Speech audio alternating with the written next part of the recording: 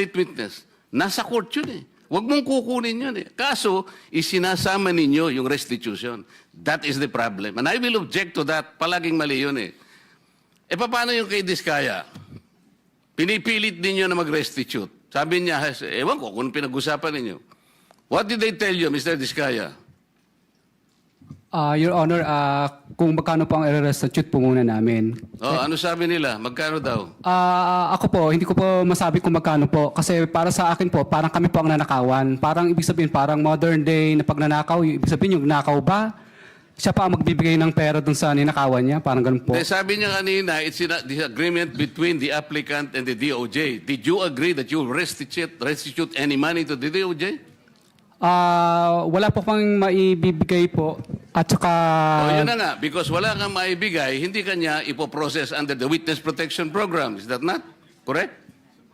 Hindi ko po alam, Your Honor, kung... Mr. Chair, paano to?